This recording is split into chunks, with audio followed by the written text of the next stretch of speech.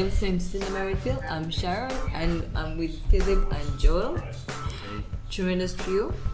And on this bonus episode, this is my first bonus episode, we're going to have Joel tell us about FESPACO. The only thing I know about FESPACO is it being the biggest festival in Africa. Standard sentence that's said about that place, and he got to go, so how cool. So tell us how that was, Mama. Yeah, cool. So FESPACO, we got to go there 2 weeks ago. It's track of time. So FESPACO is also the oldest film festival in Africa. It's been there for 50 years, I'm told, and it happens biannually every 2 years. And everybody wants to get in there and go there, and it's a massive affair. It's the first thing I got once I landed. It's a festival fully supported by the state. So when you get there, the whole city is just about films for the whole week that you're there. It's just film, and there's actual support for film. People actually line up, they go pay, they watch all these local films. They have 4 cinemas. I didn't see any poster for a Western film when I was there. Wow. Just posters for African films, local content. It's great. It was a fantastic experience. I guess I'll just talk a bit about just the experience of Burkina. No, before I get into what I watched. Okay. Just generally, the first cool thing we noticed when we entered Ouagadougou, which is the capital of Burkina, is that the main mode of transportation is bikes, motorcycles.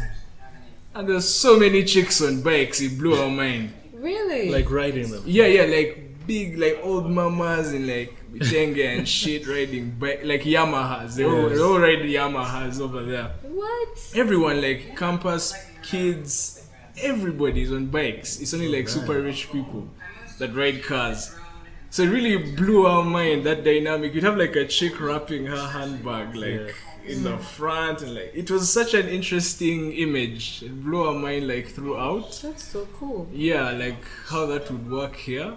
So there was a big hump. Obviously, it's a primarily French-speaking country.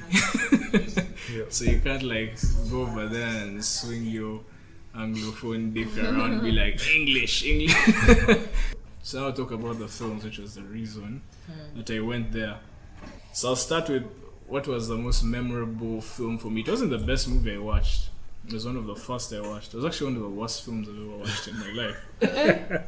It was called, I'm going to really butcher the French, FYI. No problem. It was called Innocent Malgré Tout from Ivory Coast. It was a torture porn film. No, really? What was the premise? The premise was there's this garbage collector in town, and this politician's daughter gets raped in the street and killed, and then this dude witnesses the crime, but then he's not the one that did it. It was this other gang. He actually chases them off, but the girl is dead, and he runs away. And then the politician just wants, I want blood, I want someone to blame. So the whole movie is about torturing an innocent guy. That's 80% of the movie. And when I say torturing, it's graphic torture. They get this guy butt-ass naked, X-rated naked on the screen. Man bits everywhere. And they do some fucked up shit. There are so many walkouts, by the way, in that movie. Really? Let me just say, Those are the things we hear about. There's a scene where they're scalping this dude with a razor blade. No. And the whole time you're why am I here? Why are you doing this? So basically the police tried to torture a confession out of this innocent guy for the whole movie. So that was one of the first movies I watched. The rest, not as bad, thankfully. Okay. The next movie I watched was from South Africa called Lucky Specials, which was an interesting movie. It was a PSA. And it's such a real PS. Yeah, but it was an actual movie. You're watching an actual movie. It's about these guys in South Africa. It's this old musician. It's almost like a Disney movie. It has these lovable characters and just want to make music, and it's this lovable, wholesome thing. Then it has these weird interruptions. I start talking about TB because Because apparently the dude, his uncle, dies from TB. And then all of a sudden this dude starts talking about like, oh, you can contract TB. Like it's airborne, and it's like this dude coughs and they show us all the particles, like proper PSA stuff. Then it cuts back to a movie. Then you're enjoying the movie. So it had this it had a start stop thing that was weird. And it was almost unfortunate how good he made it, because he told us it was some other guy's idea. This was sponsored by the Discovery Channel, like sponsored by Really? It was really good. I cannot stress how well shot this movie That was. is so cool. It was so tight. The intention was to make a PSA. Yes, and And then he put in his film or whatever. No, they had like a layout of a story and everything. And they brought this guy to make it entertaining, but he did too good a job that it became like an actual movie. Oh, wow. So it made you almost regret that it was this nice movie trapped in a PSA. Yeah, so I sort of just brush over some. There was a short film that I watched that stood out to me called Hymen. From Morocco. And it's one of the best short films I've ever watched in my entire life. You can't tell really from the title. Yeah. The title sounds like it's a very misguided, horrible movie, but it's basically about these two people in an arranged marriage on their wedding night, and they sort of have to consummate and produce like a bed sheet with like blood or something. Yeah. It's them like awkwardly trying to have sex with each other because they That's both the don't film. want. That's Yeah, like nice. that's the whole plot of the film. So nice. Is we have to find a way to have sex because everyone is waiting outside. Like all the Oh old ladies my are waiting God. outside the shit, and they're like, "What's taking them so long?" Oh, wow. Yeah. So the next couple of films were really good that I saw.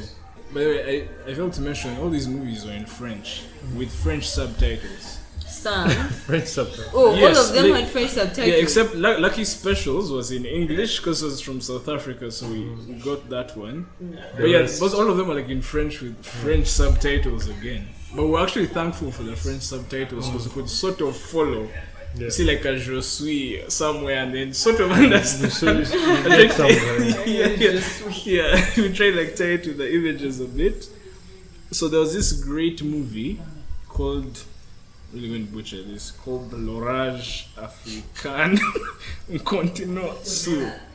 I can't tell you what that means, but this was like a great mainstream African movie. Like I could see this actually premiering in a theater, like mainstream, and people paying for it. It was like this Michael Bay style film, by the way. Just pure fluff. It starts with this badass like Air Force One West African jet like landing. This badass president like walks out and he has all these security teams and what. And like the plot of it is like he's the first African president to spent like flip off the West and be like I'm going to nationalize and give all all the stuff back to Africans. It's a very shallow sort of thing where it's like just nationalize and that will solve all Africa's problems. Yeah. The crowd was Loved it. going nuts. I can't even stress because the movie is just a long series of fuck yous. It has a lot of these fuck you moments. We couldn't really understand because French. Yeah. We could tell from the way he was talking because we had like this. And you follow the crowd. Yeah. Because he'd say this shit like, and you'd get some stuff. He'd say like, nah, this is Africa. We don't just shit anymore. What? And the crowd would go nuts. And the main villain was a white woman, this French lady. I was also entertaining first watching the white people seated in front of us reacting to the entire That thing. must have been 'Cause- something. Yes, because the film actually ends with this white lady getting punched in the face, Wow. like the main villain. And the crowd goes nuts. And we just look down and the And white they're people are all- like, Yeah. yeah. So in our heads, we're like, are these guys thinking like, are we going to get lynched? You never know. Because people are going wild, they're waving flags, they're going nuts. Oh, wow. Absolutely nuts. Can you imagine being those white people? Like, seriously? You're in It was so crazy. So I didn't particularly enjoy it. It was even worse because I couldn't fully get the dialogue, but the crowd the crowd response, I was like, okay. Okay, and that nice sentimental movie I saw was called Wale. I don't know if you've heard of it. No, you haven't. No. Yeah, Wale is set in Burkina Faso, And the story is essentially your kid is acting up, so you send him to the village.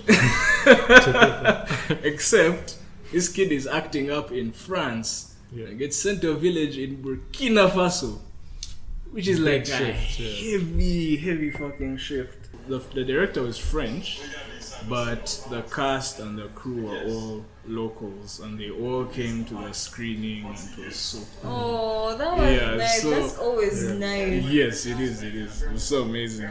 Yeah, so just two more films, fantastic films. There was Wulu, which is from Mali. This guy called Dauda. It was basically Scarface in West Africa. That was amazing, but it was like that good, Yeah. like that level of That's good. nice. Because about a taxi conductor, he sort of gets stiffed out of a job, and then and he has this sister that's like a prostitute. He doesn't want her doing that, obviously. So now he decides, I'm going to go into drugs, like cocaine, and he's really good at it. Again, all in French. So the last movie, the best one, it's called Félicité. I think this movie should win a fucking Oscar. Why? It's done by a Senegalese guy called Ale Formose. He's a really cool looking guy. He's this light-skinned dude with like massive dreads, super chill guy. Now the movie is set in Congo, and it's about this big stocky chick. I don't even know how to describe, but it's like this weird community of just, like sort of riffraff almost. But then they have this sort of weird sense of community and like this is life. We just roll, we go, we drink, we party, hustle the next day. It continues. And that's just he does that. That's like one giant scene, like 6 minutes of just stuff in a bar, no dialogue, just what's happening in the bar. And you get a sense of every character, who they are. Just their random convos. You see that drunk guy, you get to know what kind of character he is. You get to see the singer. Now the singer is the main character. Now most of the plot of the movie involves like her son getting into an accident, and now she needs to find money. Then she gets hustled by this chick at the hospital. This is like, fuck. I get just not go and beg from like her mother, who like despises her. Then she goes randomly knocking on rich people's gates and not leaving until they give her money. It is so fucking interesting. It's very dark shit, but again, there's an issue. First of all, it's all in French. You didn't get anything. That's Second, yes. And But second, they seem to make sense. Yeah, they did. Yes, you understood everything. Yeah, but then second, apparently there was stuff that flew over our heads Yeah. that you need a certain cultural context to get. understand, yeah. We had this Senegalese guy he talked about the movie for 2 hours. What? Just all like the weird political, socio-economic, like Like, he was. what the hell? Yeah, and he was super blown away by the movie, like how smart it was.